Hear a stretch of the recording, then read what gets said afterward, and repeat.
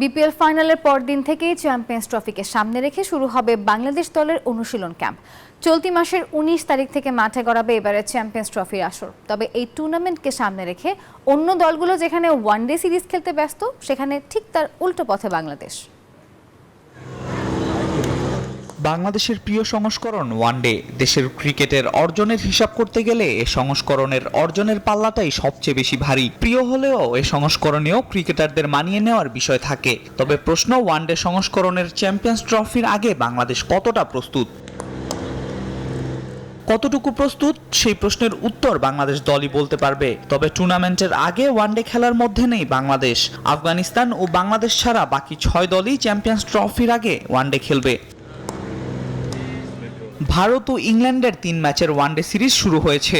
Australia এখন শ্রীলঙ্কায় খেলছে টেস্ট সিরিজ। এরপর শ্রীলঙ্কার সঙ্গে 2টি ওয়ানডে খেলবে দলটি। শ্রীলঙ্কা যদিও চ্যাম্পিয়ন্স ট্রফিতে খেলার যোগ্যতা অর্জন করতে পারেনি। অন্যদিকে চ্যাম্পিয়ন্স ট্রফির 3 দল পাকিস্তান, নিউজিল্যান্ড ও দক্ষিণ আফ্রিকা খেলবে ত্রিদেশীয় সিরিজ।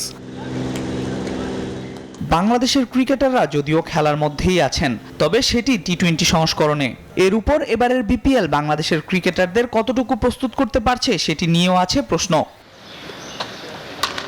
নানা বিতর্কের বিপিএলে চ্যাম্পিয়ন্স ট্রফিতে বাংলাদেশের অধিনায়ক নাজমুল শান্ত ফরচুন বরিশালের একাদশ থেকে বাদ পড়েছেন।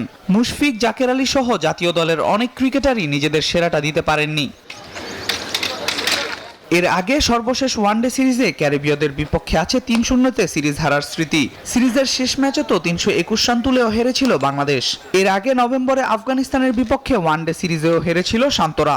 এমন পারফরম্যান্স নিয়ে চ্যাম্পিয়ন্স ট্রফিতে গিয়ে কতটুকু ভালো করবে বাংলাদেশ তা নিয়ে আছে সন্দেহ। আল মাহমুদ ফাহিম, নিউজ 24।